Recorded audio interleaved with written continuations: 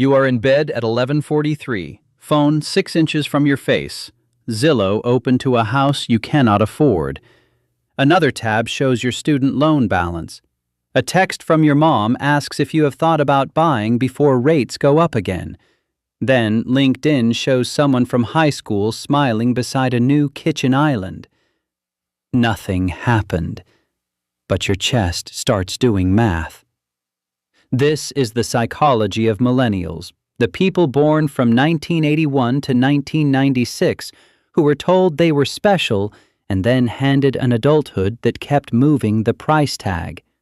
You are not just wondering if you can afford the house, you are wondering if the life you were promised was ever real.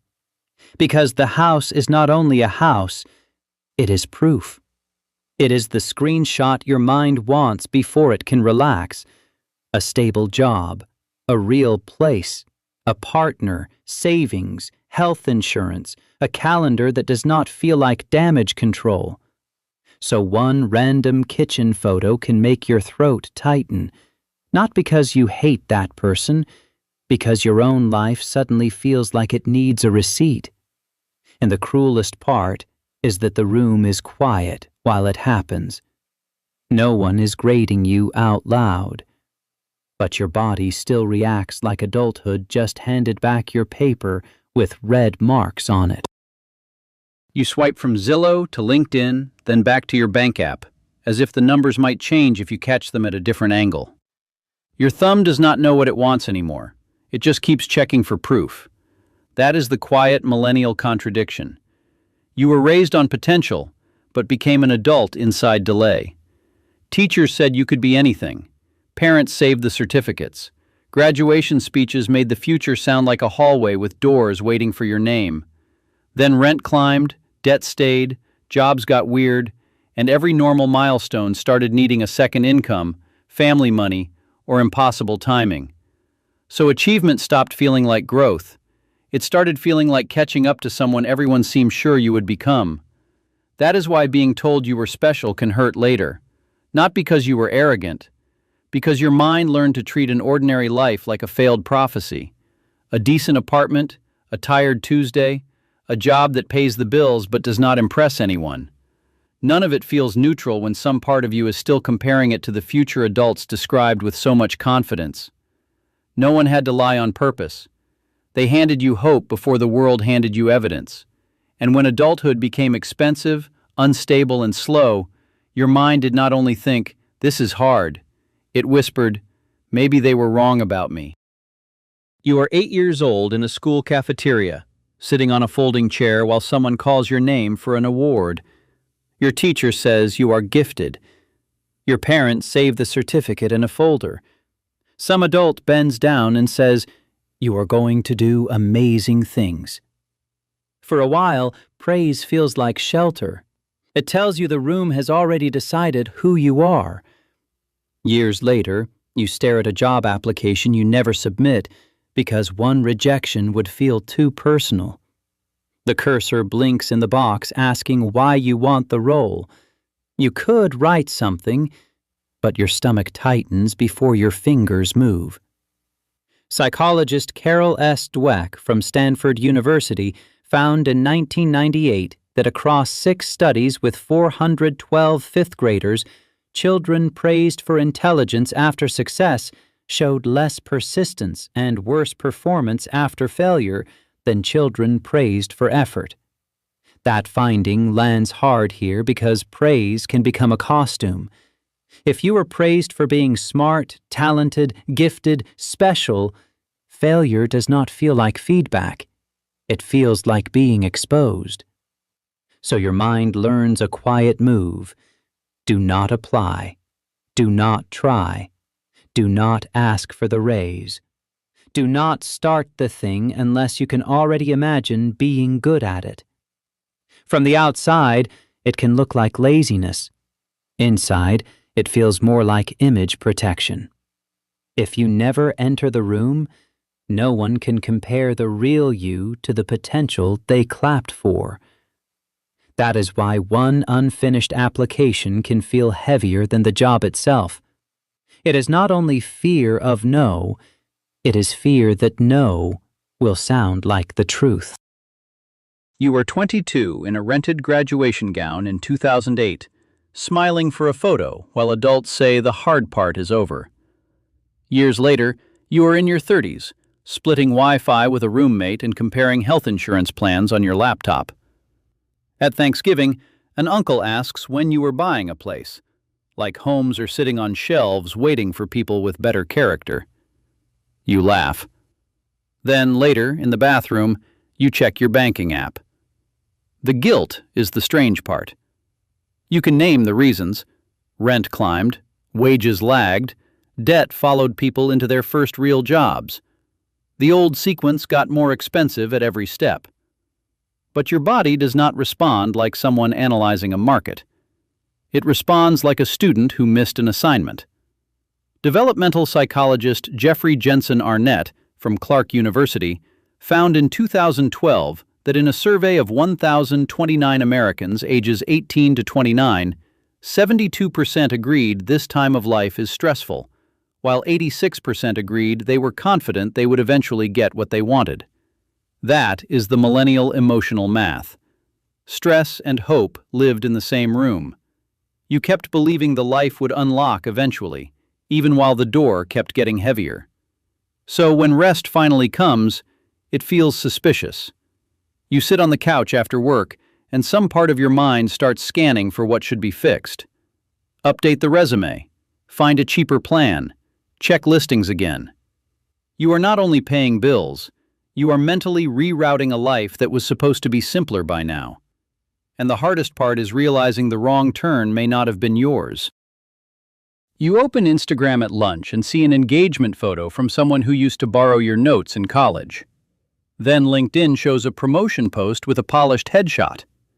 Facebook shows a cousin's first house. Venmo quietly lists another wedding deposit in the feed. You are just eating at your desk, but your sandwich suddenly tastes like you are behind. The strange part is not comparison. People have always compared. The new part is that adulthood now looks trackable, ranked, and publicly approved. Someone's relationship has photos. Someone's career has a title. Someone's stability has a closing day post with keys in their hand. And your life may be real, tender, complicated, and still completely invisible. Comparison hurts more when it comes with a scoreboard. Psychologist Melissa G. Hunt from the University of Pennsylvania found in 2018 that in a randomized study of 143 undergraduates, people who limited Facebook, Instagram, and Snapchat to 10 minutes per platform per day for 3 weeks reported lower loneliness and depressive symptoms than people using them as usual. That matters because the platform does not only show you other lives, it changes the weather inside your own. A normal Tuesday becomes evidence. A rented apartment becomes a delay. A quiet relationship becomes less real because no one clapped for it. So your mind does not just see a post. It asks, why does their life look confirmed while mine still feels pending? And once that question gets in, even lunch can start feeling like a performance review. You draft a resignation email at 10:18 on a Wednesday, with your manager's passive-aggressive Slack message still open beside it. Someone else has a better job application sitting in their drafts, complete except for the final click. From the outside, both people look burned out. But one is leaving a bad room, and the other is refusing to knock on a better door. That difference matters. One exit has clean anger in it. You have been talked down to, underpaid, interrupted, or quietly punished for having limits. The room has had enough chances. Leaving is not running there. It is refusing to keep paying with your sleep. The other choice feels quieter. No dramatic boss, no breaking point, just the application sitting there after dinner. The job could be better, but better also means being judged. So nothing happens, and you call it timing. Really, it is protecting the old promising kid photo. Your body often knows the difference before your story does. The resignation email gives your chest a little space. The unsent application makes your throat close. Millennials get mocked for quitting, switching, delaying, overthinking, and needing meaning from work. Sometimes that criticism misses the point. A generation told to build an identity out of achievement will struggle to tell the difference between a real boundary and a protected image. So the question is not always, why can't you commit? Sometimes it is, what would this choice mean about who you were supposed to become? You sit in your parked car after work with the engine off, one hand still on the steering wheel. The office lights are still on behind you. Your phone shows 3 job posts you are too tired to open again. Then a friend texts, "What do you really want next?" You stare at the words longer than you expected, because the answer is not clean. Do you want the promotion, or do you want proof? Do you want the house, or do you want your parents to stop worrying? Do you want the relationship, or do you want your life to look understandable at holiday dinners? Nothing about this looks dramatic, but your body is tired in a very specific way. Achievement has become evidence. Every raise, apartment, relationship, and savings goal has to prove the promise people saw in you was real.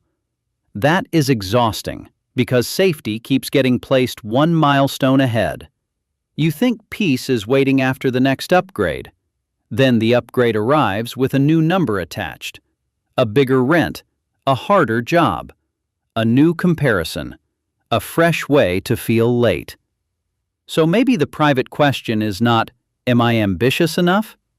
Maybe it is, when did my life become a courtroom?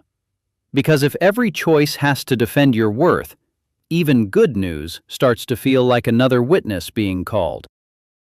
You are back in bed with the same phone glow on the ceiling. Zillow still has the house you cannot afford. Your loan balance still has the same number. Your parents' text still asks a question you do not know how to answer. But this time, for one honest breath, it feels less like a verdict. It feels more like a map you were handed before anyone admitted the roads had changed. You are not chasing specialness. You are trying to feel safe in a world where ordinary adulthood started looking like a luxury.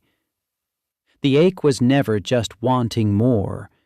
It was measuring safety with an old promise. The phone can go face down. The room stays quiet.